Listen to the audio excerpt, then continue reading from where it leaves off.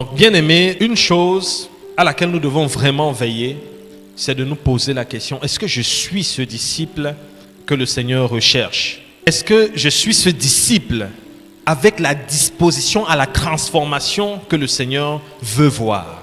Parce que le Seigneur recherche des disciples. Le Seigneur va se servir de beaucoup de choses pour nous donner cette formation-là, pour nous donner d'être ces disciples qualifiés, pour nous donner d'être ces disciples-là qu'il attend. Il va se servir de beaucoup de choses.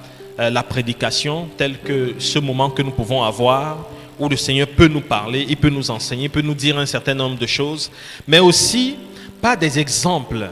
Nous avons besoin de modèles. Et ces modèles-là vont aussi nous façonner, vont aussi nous aider à pouvoir grandir, à copier, des modèles à imiter.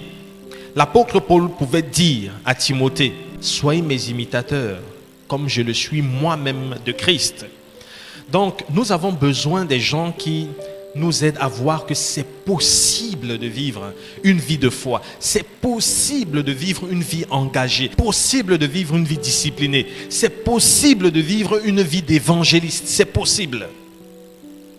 Toute écriture est inspirée de Dieu, utile pour enseigner, pour convaincre, corriger, pour instruire dans la justice, afin que l'homme de Dieu soit accompli et propre à toute bonne œuvre.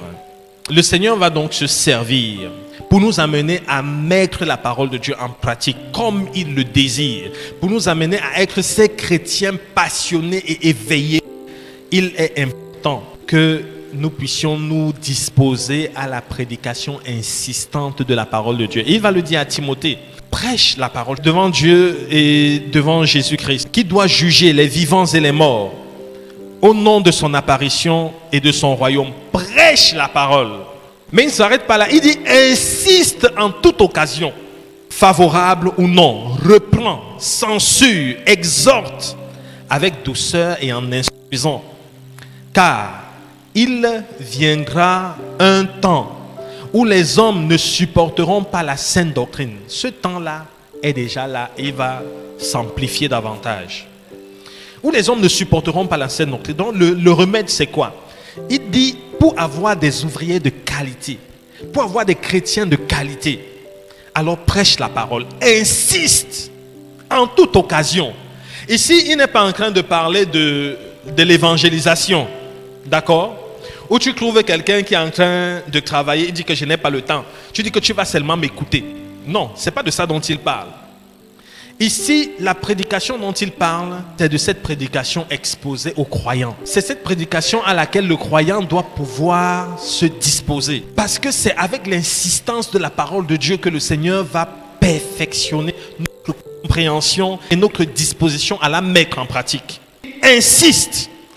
Parce que si tu ne fais pas ça, il va arriver un moment où les gens vont se détourner, où les gens vont s'exposer à la fausse doctrine. Il viendra un temps où les hommes ne supporteront pas la saine doctrine, mais ayant la démangeaison d'entendre des choses agréables, ils se donneront une foule de docteurs selon leur désir. Ah, il n'a pas dit qu'ils se donneront une foule d'auditeurs, mais de docteurs. Vous savez, il y a des gens qui ont une foule de docteurs. Tout le monde, ça dit, enseigne la parole de Dieu. Faux, vrai, bon, mauvais. Et nous sommes dans cette époque-là où on ne discerne rien. Celui-ci parle de la prospérité. Non, c'est que j'ai beaucoup écouté parce qu'il parle de la prospérité. J'ai besoin de... Non, celui-ci parle de je sais pas quoi là. Non, c'est lui que je vais beaucoup écouter. Celui-ci parle de... C'est celui que je vais écouter. Mais on ne se dispose pas à la saine doctrine. Il viendra ce temps où les gens se donneront une foule de docteurs. Une foule de docteurs. Ils détourneront l'oreille de la vérité et se tourneront vers les fables. Mais toi, sois sobre en toutes choses, supporte les souffrances et fais l'œuvre d'un évangéliste, remplis bien ton ministère. Le Seigneur il veut se servir de la saine prédication pour pouvoir nous façonner. Et nous devons faire attention à ce qu'on écoute. À quoi on prête nos oreilles. On doit faire attention. Le Seigneur veut qu'il y ait des modèles dans l'Église. Et la question que tu dois te poser, c'est est-ce que je suis un modèle? C'est-à-dire, ok, je suis dans cette église, mais est-ce que je suis un modèle? Ok? Est-ce que celui qui me regarde me voit comme un modèle? Et en quoi il me voit comme un modèle? Ou alors, c'est-à-dire, s'il fallait qu'il remarque quelque chose en moi, qu'est-ce qu'il remarquerait? Ah, est-ce qu'il remarque que non, je suis toujours celui-là qui arrive en retard? Toujours celui-là qui dort? Est-ce que je suis toujours celui-là qui qu'on ne voit pas? En quoi je suis un modèle? Lisons le texte de Tite, chapitre 2, versets 1 à 8. Pour toi, dis les choses qui sont conformes à la saine doctrine. Dis que les vieillards doivent être sobres, honnêtes, modérés, saints dans la foi, dans la charité, dans la patience. Ok, voilà comment il veut que les vieillards soient des modèles dans l'église. Il veut que les vieillards, ça dit quand on dit que quelqu'un a un certain âge, il doit être un modèle. Il dit que les vieillards soient sobres, honnêtes, modérés, saints dans la foi, dans la charité et dans la patience. Amen. Ça dit la caractéristique. Il dit non, parce que si on veut des gens patients, on va se tourner vers qui? On va se tourner vers qui? Vers les vieillards. Si on veut des gens modérés, on va se tourner vers qui? Vers des vieillards. Si on veut des gens qui sont sains dans la foi, on va se tourner vers qui?